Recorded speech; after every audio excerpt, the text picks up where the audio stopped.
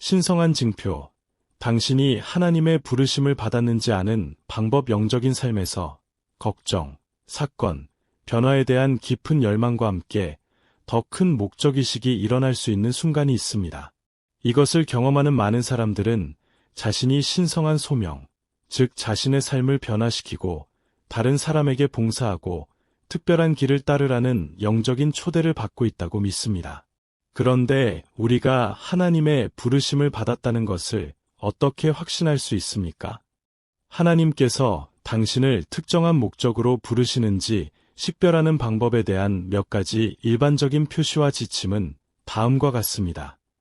1. 깊은 내면의 평화. 신성한 부르심의 가장 구체적인 표시 중 하나는 특히 어려운 시기에 깊은 평화입니다.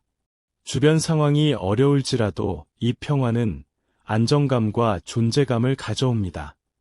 일반적인 이해를 뛰어넘는 이 평온함은 하나님께서 우리의 발걸음을 인도하고 계시다는 것을 확신시켜주는 방법입니다. 두려움과 불안에 저항하고 우리를 강화하고 어떤 상황에도 직면할 수 있는 용기를 주는 평화입니다.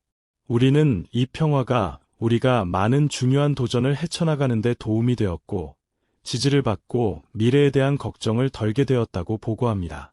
새로운 방향을 고려할 때 평화롭고 확고한 태도를 경험한다면 그것은 하나님이 개입하신다는 표시일 수 있습니다. 이 영성에 대한 더욱 깊어진 열망. 하나님의 부르심을 느끼면 종종 영적인 문제에 대한 새로운 관심이 일깨워집니다. 성경을 읽고 예배에 더 적극적으로 참여하고 기도하고 신앙과 삶에 관련된 주제에 대해 묵상하고 싶은 욕구가 있을 수 있습니다. 하나님께 더 가까워지고 그분을 더 잘 알고자 하는 이러한 열망은 종종 더 깊은 관계에 대한 부르심과 그분의 뜻에 부합하는 목적을 반영합니다. 이러한 영적인 갈증이 커질수록 우리는 답을 구하고 믿음을 강화하게 됩니다. 흔히 탐구는 자연스러워지며 성스러운 말씀을 읽거나 기도하는 것과 같은 활동이 저절로 우리 일상의 일부가 되기 시작합니다. 이러한 영적인 소망은 더 큰 것을 준비하라는 초대입니다. 3. 의미심장한 우연의 일치와 설명할 수 없는 상황. 하나님이 우리를 기다리고 있다는 또 다른 표시는 설명할 수 없거나 거의 완벽하게 일치하는 사건의 발생입니다. 많은 사람들이 신성한 우연이라고 부르는 이러한 사건은 종종 우리의 길을 확인하거나 지시하기 위해 발생합니다. 꼭 필요한 메시지를 전하는 사람의 등장일 수도 있고, 적절한 시기에 찾아온 기회일 수도 있고, 우리를 반성하게 만드는 장애물일 수도 있다. 이러한 우연의 일치는 하나님께서 우리를 인도하시는 미묘한 방법입니다. 그러한 일이 자주 발생하고 중대한 영향을 미칠 때, 이는 우리 삶을 인도하는 더 큰 목적이 있다는 강력한 표시입니다. 4. 현재 생활의 불안함. 삶에서 뭔가 빠졌다는 느낌인 불안함은 신성한 부르심이 있을 수 있다는 강력한 표시입니다. 하나님은 우리를 특정한 길로 인도하고 싶을 때 이러한 불만이 일어나도록 허용하시고 우리가 정말로 중요한 것을 찾도록 격려하십니다. 종종 이는 귀하의 경력, 관계 또는 일상적인 선택을 재평가하는 것을 의미합니다. 이러한 불안은 하나님의 눈에 가장 중요한 것에 더 가까이 다가가려는 노력입니다. 불편하기는 하지만 이러한 느낌은 영적인 성장과 변화로의 초대입니다. 이런 불편함을 느낄 때 우리는 자신을 더 깊이 들여다보고 하나님 앞에서 답을 구하도록 격려받습니다. 내면의 음성과 신성한 직관. 내면의 음성 또는 강한 직관은 하나님께서 소통하시는 또 다른 수단입니다. 이 목소리는 물리적인 것이 아니라 마음과 정신에서 발생하는 미묘하고 반복적인 감각으로 우리가 결정을 내릴 수 있도록 안내하고 예상치 못한 지혜를 가져다 줍니다. 우리는 종종 이 목소리를 일종의 영적인 자극, 즉 따라야 할 길을 알려주는 안내로 묘사합니다. 이러한 직관은 우리가 특정 방식으로 행동하도록 장려하는 아이디어, 느낌, 또는 심지어 끈질긴 생각으로 나타날 수 있습니다. 이 음성에 주의를 기울이는 것은 필수적입니다. 왜냐하면 이 음성은 특히 의심스러울 때 하나님께서 우리와 소통하시는 가장 직접적인 방법 중 하나일 수 있기 때문입니다. 6. 마음속의 확신. 마음속의 진실은 외부의 진술에 관계없이 우리가 올바른 길을 가고 있지 않다는 내적 확신입니다.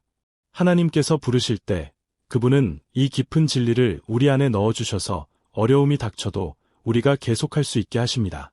이 진리는 그분이 우리 옆에 계시며 우리의 발걸음을 인도하신다는 흔들리지 않는 확신으로 해석됩니다. 이 확신은 강력하며 우리의 여정이 하나님의 뜻과 일치한다는 것을 끊임없이 일깨워주는 역할을 합니다. 그것은 우리가 도전에 직면하는 데 도움이 될 것이며 그분께서 우리에게 하라고 부르신 일을 성취하는 데 필요한 것을 그분께서 공급하실 것이라는 신뢰를 갖게 될 것입니다. 7. 관점과 가치관의 변화. 하나님은 우리를 부르실 때 종종 우리의 비전과 가치관을 변화시키십니다. 한때 우리에게 꼭 필요했던 것들은 중요성을 상실하고 신성한 원칙과 일치하는 목표를 추구합니다. 이러한 변화는 물질적 소유를 버리고 단순한 생활 방식을 따르거나 영성과 다른 사람들에게 봉사하는데 더 많은 시간을 바치고 싶은 욕구로 나타날 수 있습니다. 이러한 내적 변화는 하나님께서 우리의 성품을 형성하시고 우리를 그분의 계획에 일치시키신다는 표시입니다. 이는 우리를 더욱 겸손하고 감사하고 사랑하게 만들고 그리스도의 가르침을 반영하는 방식으로 살도록 돕는 과정입니다. 8. 다른 사람에게 봉사하려는 의지. 다른 사람에게 봉사하려는 열망은 신성한 부르심의 가장 분명한 표시 중 하나입니다. 도움이 필요한 사람들을 돕고 희생자들을 위로하고 하나님의 사랑에 대해 가르치려는 소망을 느낄 때 우리는 그분의 일에서 변화의 도구가 되라는 초대에 응답하는 것입니다. 일상생활의 안전. 다른 사람에 대한 봉사는 단지 하나님의 부르심에 응답하는 방식이 아닙니다. 이는 또한 하나님께서 우리가 나누기를 원하시는 사랑과 연민을 경험하는 방법이기도 합니다. 봉사하고자 하는 이러한 소망은 우리에게 기쁨을 가져다주며 우리를 그분께 더욱 가까이 다가가게 해줍니다. 9. 부르심을 따르는 것에 대한 저항과 두려움. 많은 사람들은 자신이 하나님의 부르심을 받았다는 사실을 깨달을 때 저항을 경험합니다. 이러한 저항은 변화에 대한 두려움에 대한 일반적이고 자연스러운 현상입니다. 신성한 부르심은 종종 우리에게 안전지대를 포기하고 두려울 수 있는 불확실한 길을 받아들일 것을 요구합니다. 그러나 이러한 저항은 극복할 수 없는 장애물이 아닙니다. 오히려 그것은 우리가 하나님을 더욱 신뢰하게 만들 수 있습니다. 불안감을 느끼거나 주저할 때 우리는 의심을 극복할 수 있도록 힘을 달라고 하나님께 간구할 수 있습니다. 하나님은 우리의 두려움을 이해하시고 우리에게 일어난 변화에 직면할 수 있는 용기를 주십니다. 10. 기도와 성경을 통한 확증. 자신이 부르심을 받았다고 믿는 사람에게는 기도와 성경 읽기를 통해 확증을 구하는 것이 필수적입니다. 하나님은 그분의 말씀을 통해 분명하게 소통하시며 그분이 그분의 계획을 계시하시고 마음을 인도하시는 것도 성경을 통해서입니다. 진심으로 기도하고 성경을 읽으면 하나님께서 우리를 인도하시고 우리가 올바른 길을 가고 있지 않은지 확인하실 수 있습니다. 우리가 인도를 구하는 기도를 할 때 그분은 우리 자신의 소망과 그분의 뜻을 분별하도록 도와주십니다. 더욱이 성서 연구를 할 때 종종 계시와 격려를 받아 앞으로 일어날 일에 대비하게 됩니다. 결론. 하나님의 부르심은 믿음과 변화와 목적의 여정이다. 그분께서는 이 여정에서 우리를 혼자 두지 않으십니다. 오히려 그것은 우리의 모든 단계를 안내하여 우리가 목적과 연민을 갖고 살도록 격려합니다. 신성한 징표를 인식하고 이에 반응함으로써 우리는 그분이 우리를 위해 꿈꾸신 것을 인증받은 완전한 삶을 살 수 있습니다. 그분의 음성을 듣고 그분의 초대를 받아들임으로써 우리는 그분이 우리 곁에 계시다는 확신을 가지고 평화와 의미와 사랑의 길로 들어서게 됩니다.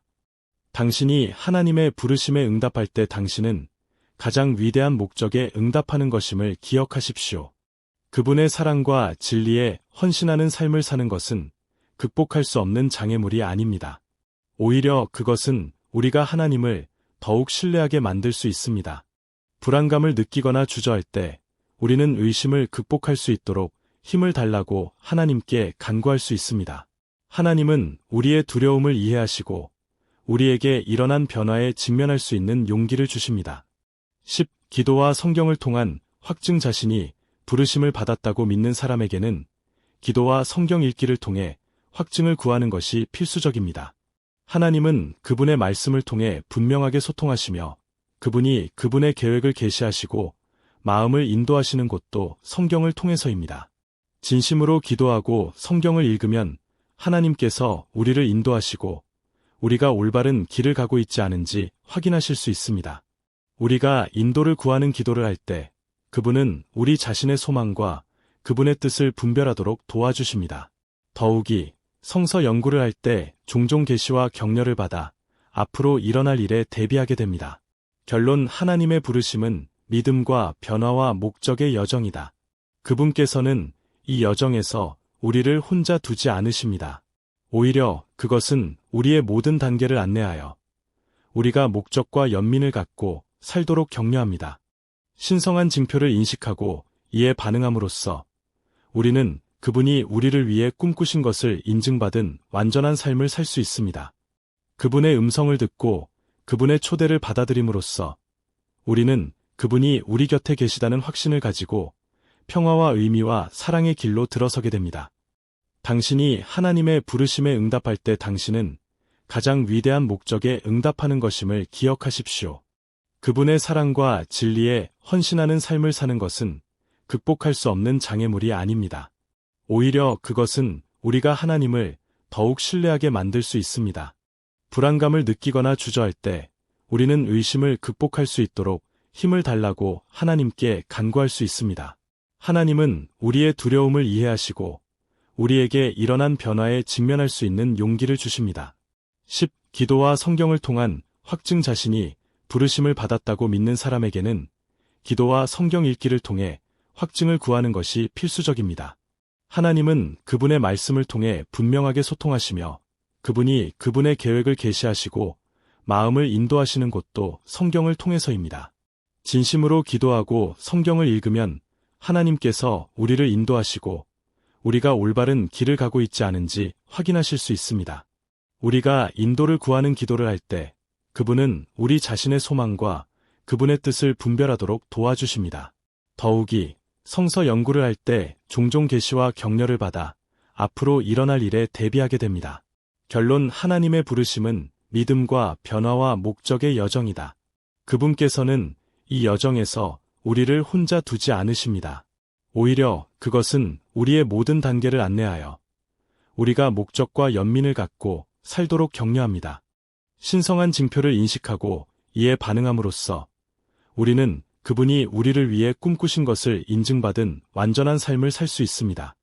그분의 음성을 듣고 그분의 초대를 받아들임으로써 우리는 그분이 우리 곁에 계시다는 확신을 가지고 평화와 의미와 사랑의 길로 들어서게 됩니다.